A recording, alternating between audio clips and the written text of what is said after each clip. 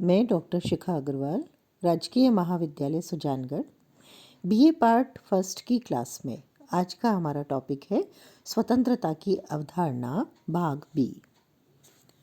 पिछली क्लास में हम लोगों ने स्वतंत्रता के बारे में पढ़ा था और हमने ये देखा था कि स्वतंत्रता बंधनों का अभाव नहीं है, बल्कि युक्त युक्त बंधन से अपने जीवन की विशिष्ट अवस्थाओं को प्राप्त करना है और राज्य का हस्तक्षेप भी उसमें होगा, जिससे व्यक्ति राज्य के अंदर रहते हुए अपनी स्वतंत्रता का उपभोग कर सकता है।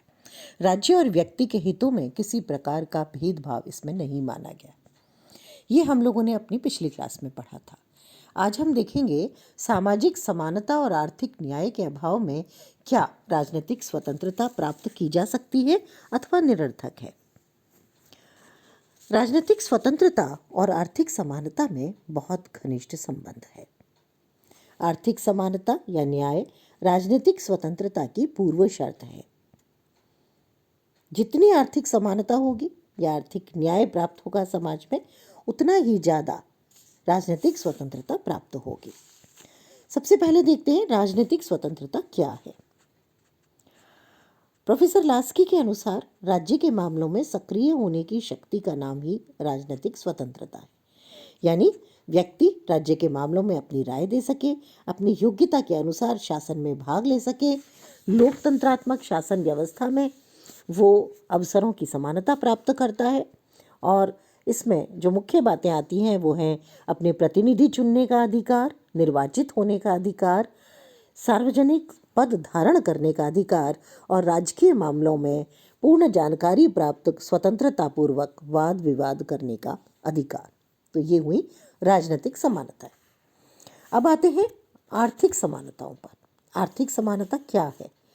आर्थिक समानता है प्रत्येक व्यक्ति की बिना भेदभाव के न्यूनतम आवश्यकताओं की पूर्ति और आय में जो न्यूनतम भेदभाव है उसको न्यूनतम किया जा सके, समाज से शोषण और वर्ग संघर्ष खत्म हो और न्यायपूर्ण वितरण की प्रणाली स्पष्ट तौर पर सामने आए, नागरिक जीवन में न्यूनतम सुविधाएं उपलब्ध हो और संपत्ति का वितरण इस तरह से हो कि कुछ थोड़े से लोगों के पास समाज की सारी संपत्ति नहीं होनी चाहिए।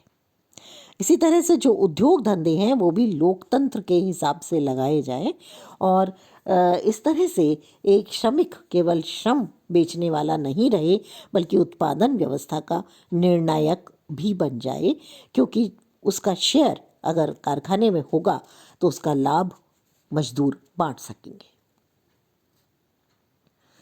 इस तरह से राजनीतिक स्वतंत्रता सामाजिक समानता पर आधारित है और आर्थिक समानता पर भी आधारित है। प्रोफेसर लास्की कहते हैं राजनीतिक समानता आर्थिक समानता के बिना निरर्थक है, क्योंकि राजनीतिक शक्ति आवश्यक रूप से आर्थिक शक्ति के हाथों में खिलवाड़ कर सकती है। यदि व्यक्ति के पास रोटी नहीं है या न्यूनतम आवश्यकताएं पूरी नहीं होती तो मत देने का अधिकार बेकार है, क्योंकि एक गरीब व्यक्ति का धर्म ईमान हो सकता है कि कुछ रुपयों के लालच में बिक जाए, तो उस स्थिति में उसकी उसकी राजनीतिक जो स्वतंत्रता है वो पूरी तरह से काम नहीं करेगी। इस आधार पर एक न्यूनतम आर्थिक जीवन स्तर जरूर होना चाहिए, विषमता दूर होनी चाहिए और मनुष्य का मनुष्य द्वारा शोषण भी बंद होना चाहिए। तो ये है राजनीतिक स्वतंत्रता उस समय बेकार है जब सामाजिक समानता या आर्थिक समानता प्राप्त नहीं है। अब आते हैं स्वतंत्रता के लिए प्रमुख दशाएं क्या है या उसकी सुरक्षा के लिए आवश्यक शर्तें क्या है। सबसे पहली बात आती है सतत जागरूकता। लगातार जागरूक बने रहना पड़ेगा अपनी स्वतंत्रता को पाने के लिए, और इसके आधार पर अगर कोई स्वतंत्रता का हनन करता है तो न्यायालय में भी जाया जाएगा। दूसरा है विशेषाधिकार का अंत। समाज में किसी भी व्यक्ति को किसी भी प्रकार का विशेषाधिकार प्राप्त नहीं होगा, क्योंकि ये दूसरे व्यक्ति की स्वतंत्रता का शोषण है। तीसरी बात आती है कानून का शासन या विधि का शासन। विधि का शासन या कानून का शासन सिद्धांततः स्वतंत्रता को मान्यता देता है और इसके आधार पर सभी नागरिकों को समान माना जाए, उनमें किसी भी प्रकार का भेदभाव नहीं किया जाए। अगली बात आती है इसमें मौलिक अधिकार। अगर मौलिक अधिकार में स्वतंत्रता को दिया गया है तो उस स्थिति में संविधान से उसको पूरा कानूनी संरक्षण प्राप्त होगा और इस तरह से ये अधिकार स्वतंत्रता को व्यक्ति को पूरी तरह से दे देंगे। अगला आता है शक्तियों का पृथक्करण। स्वतंत्रता की रक्षा के लिए कार्यपालिका और न्यायपालिका को अलग अलग होना चाहिए, जैसा कि मॉन्टेस्क्यू ने अपने सिद्धांत में दिया था, क्योंकि उनका मानना था कि शक्तियों के एकीकरण से व्यक्ति की स्वतंत्रता खत्म होती है। अगला आता है आर्थिक न्याय और समानता। स्वतंत्रता को बनाए रखने के लिए व्यक्ति की न्यूनतम आवश्यकता पूरी होनी चाहिए।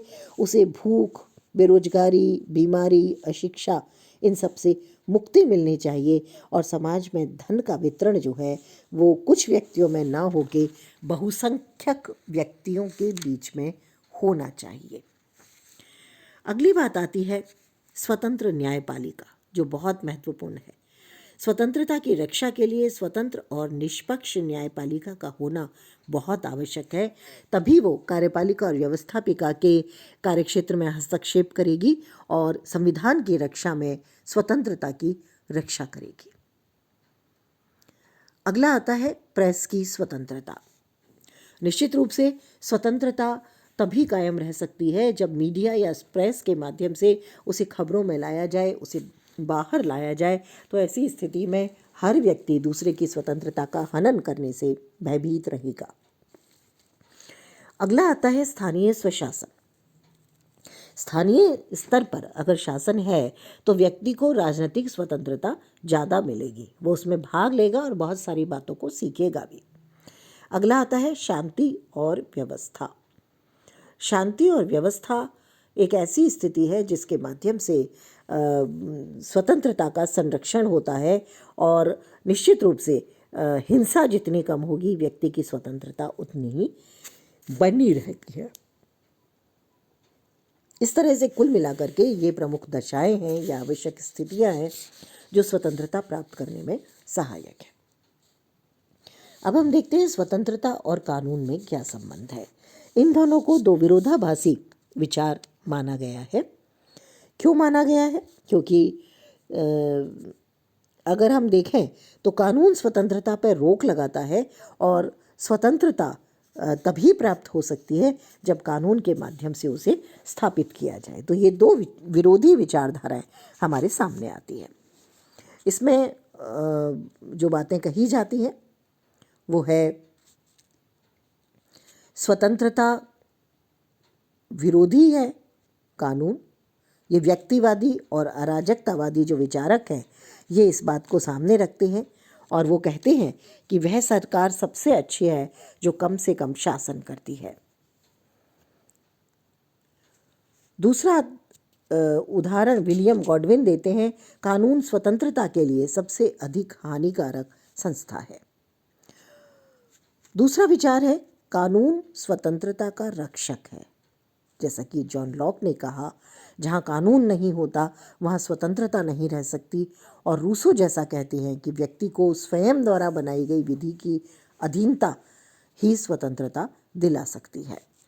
तो इस तरह से कानून और स्वतंत्रता में सीधा संबंध है और कुछ लोग कहते हैं कि कानून के अभाव में स्वतंत्रता प्राप्त नहीं हो सकती, तो वहीं कुछ कहते हैं कि स्वतंत्रता पर कानून अपना अंकुश निश्चित रूप से लगाता है। कानून की जो सुरक्षा है वो कानून के माध्यम से जो स्वतंत्रता की रक्षा है उसके बारे में जॉन लॉक कहते हैं, जहाँ कोई कानून नहीं है वहाँ कोई स्वतंत्रता नहीं हो सकती। क्यों नहीं हो सकती? क्योंकि वहाँ स्वतंत्रता की रक्षा करने वाली कोई संस्था नहीं है। कानून से सभी को अपना विकास करने का पूरा अवसर मिलता है। कानून सबल व्यक्तियों पर या शक्तिशाली व्यक्तियों पर अंकुश लगा कर के जो कमज़ोर व्यक्ति हैं उनकी रक्षा करते हैं, और इस तरह से कानून के द्वारा स्वतंत्रता की रक्षा की जाती है और उसका सृजन भी किया जाता है। कानून 3 तरह से स्वतंत्रता को सुरक्षित रखते हैं।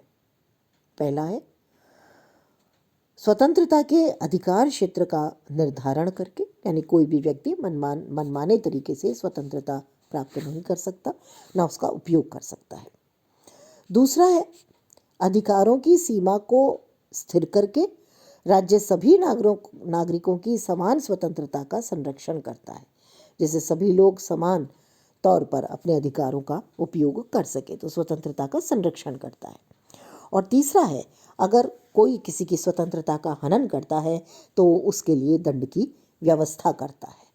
तो इस तरह से कानून के माध्यम से स्वतंत्रता को प्राप्त किया जाता है।